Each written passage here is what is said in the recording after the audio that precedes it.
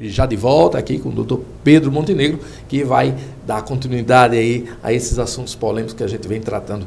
Doutor Pedro, crescente, infelizmente também, o número de confronto entre policial e supostamente aí pessoas às margens da lei. E o que chama a atenção é que quando há esse confronto, as polícias estão tentando salvar essas pessoas vítimas de um confronto. Elas estão fazendo o resgate, coisa que o Conselho Estadual de Segurança e junto com o Ministério Público, eles tinham já dito que não é possível. Se foi vítima, tem que chamar bombeiro, tem que chamar SAMU. O que eles não podem é fazer esse tipo de resgate, até para salvaguardar eles mesmos, numa perícia que venha a ter no local, mostrar que aquele confronto realmente existiu e vice-versa. Mas o que a gente vê, doutor Pedro, infelizmente, é que essas pessoas são socorridas até os hospitais e para uma perícia fazer esse trabalho no local de campo, fica muito complicado. Isso é uma polêmica no Brasil inteiro. Eu tive a oportunidade de, como ouvidor de direitos humanos, acompanhar duas situações. Eu vou falar do caso de Alagoas também, não vou fugir da pergunta, mas duas situações, dois estados da federação sobre isso, São Paulo e Rio de Janeiro. No Rio de Janeiro, nosso secretário Beltrame, eu tive uma polêmica intensa com ele, pública lá, porque eu disse uma frase, disse de propósito para criar um debate público de que a Polícia do Rio de Janeiro tinha um forte conteúdo humanitário, tão forte que tinha uma mania terrível de socorrer mortos. Tinha uma mania terrível, porque já era comum os casos lá de uma pessoa vítima de projetos de alta intensidade, ou seja, rifles, fuzis, na cabeça a pessoa levava para o hospital, porque literalmente, com licença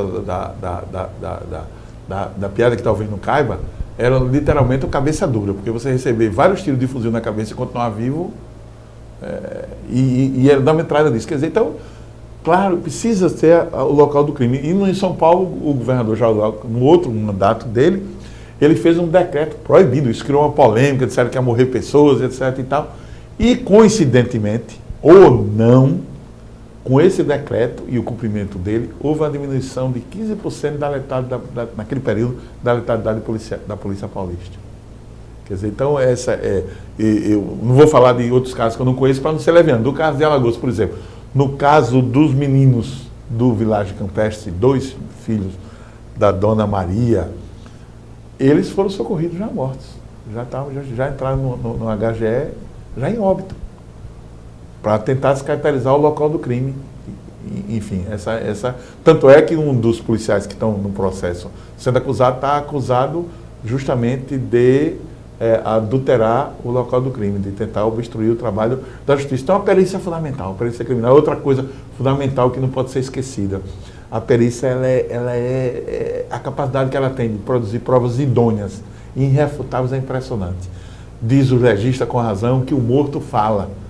O morto fala. Então, a maneira que está o cadáver, a localização, os projetis, tudo isso é fundamental. Quer dizer, então, o Alagoas está preocupante, porque já, segundo os dados do Fórum Brasileiro de Segurança Pública, já está entre os 5 estados que têm um número grande de letalidade policial.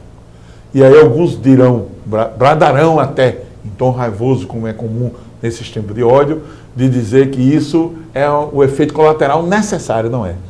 As polícias mais graves, porque você está citando polícia de outro país, mas você pode citar do Brasil também. A polícia britânica, a escorte de ar, enfrentando o terrorismo do IRA, em todo aquele período que ela enfrentou mesmo o terrorismo com bomba, tiro, etc. e tal, ela causou a morte de 15 civis, em mais de uma década de enfrentamento armado do IRA. Porque tinha inteligência. A polícia britânica vacilava no combate ao terrorismo? Não. Era rigorosa? Era. Então, quanto mais rigor, paradoxalmente, para alguns, quanto mais rigor da polícia, menos morte terá. Porque o rigor significa capacidade técnica, antecipação dos fatos, capacidade de reação maior do que o inimigo. Então, inteligência policial não pode ser sinônimo apenas de escuta telefônica ou de grampo quando é ilegal, como agora está um escândalo no governo do Mato Grosso, onde várias autoridades foram grampeadas. Há aqui no estado de Alagoas, há uma recomendação do Ministério Público, que está num procedimento administrativo ainda, negando, e com razão, o Ministério Público tem razão, de que a Polícia Militar possa participar desse tipo de trabalho de escuta telefônica. Quer dizer, então, não se pode isso. E aí, outro dado mundial é de que as polícias que mais matam também são as que mais morrem. Embora no Brasil é preciso registrar e é preciso chamar a atenção da segurança pública, dos agentes públicos, de que a maioria das mortes policiais são fora do serviço. E não há nenhuma política para proteger esse policial fora do serviço. No serviço ele está protegido, ele está com a viatura, está com a arma. 80% dessa morte, inclusive Alagoas também, são fora do serviço. E qual é a política pública que tem? Se a gente tem esse dado, o que falta justamente na segurança pública é a ciência. Se eu tenho um dado de que diz que a maioria dos policiais morre fora do serviço, o que é que eu estou fazendo para evitar essas mortes? Isso na saúde é tão natural. O que é que a saúde faz? A saúde tem o diagnóstico e faz ações a partir do diagnóstico. Tem um crescimento de dengue, ela intensifica o trabalho de prevenção, etc. Tem uma doença nova que surge, vai se trabalhar aqui. Na segurança pública parece que a ciência ela pode ficar à margem. Há até uma aversão a isso. Quando se fala nisso, são cientistas, são os policiólogos, não sei o quê. Como é que uma política pública pode se abstrair de ter a ciência ao seu favor? Se até o crime usa a ciência ao favor dele. O crime usa, o crime cibernético, o crime ao sistema financeiro, o crime de tráfico de drogas, ele usa a ciência, eles observam a regularidade, acompanham o trabalho da polícia, tenta se antecipar, faz infiltração na polícia para descobrir operações para evitar ser pegos. E a polícia e a segurança pública não podem se abstrair da ciência.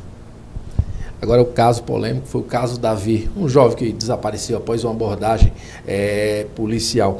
Como é que está esse caso, doutor? O senhor vem acompanhando o caso? Olha, eu antes de assumir essa outra função, era assistente de acusação, né?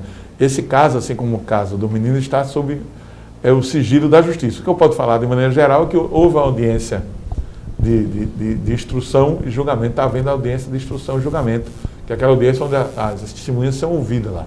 Na minha opinião, pelo que eu ouvi do inquérito policial, que foi conduzido pela delegacia de homicídio, é um inquérito bastante robusto, porque não se baseia apenas no testemunho, inclusive a testemunha foi morta, né? Que lamentavelmente a testemunha entrou no programa de testemunha, não se deu bem no programa, votou e foi morto. Marcel, foi assassinado. Foi assassinado, uma morte misteriosa, ainda no seu resultado, inclusive da apuração dessa morte, muito obscuro, porque ele era o testemunho principal, então o inquérito sobre ele não deve descartar nenhuma possibilidade. Mas o fato é que, no que pese, o testemunho dele já está no processo, mas além disso, há provas que os delegados que conduziram essa investigação, eles foram absolutamente criteriosos.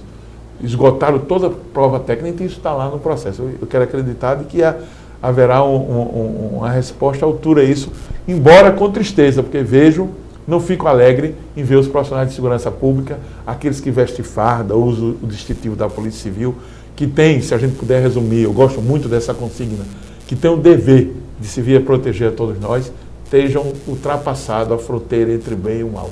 A fronteira entre o bem e o mal é muito clara.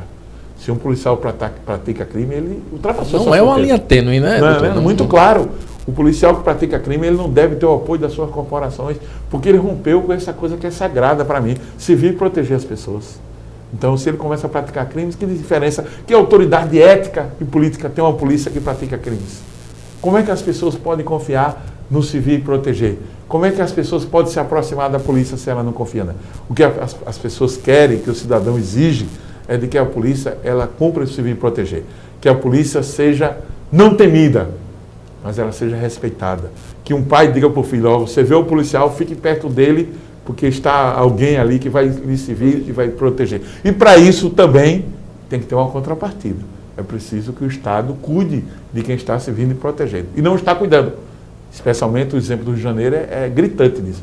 Mais de 100 mortes esse ano e nenhuma política para diminuir a vulnerabilidade dos policiais. Aí o que é que vem? Vem a demagogia. Vamos aumentar a pena para quem mata policial. Vamos acabar com o regime diferenciado, a possibilidade de mudança de regime para quem mata policial.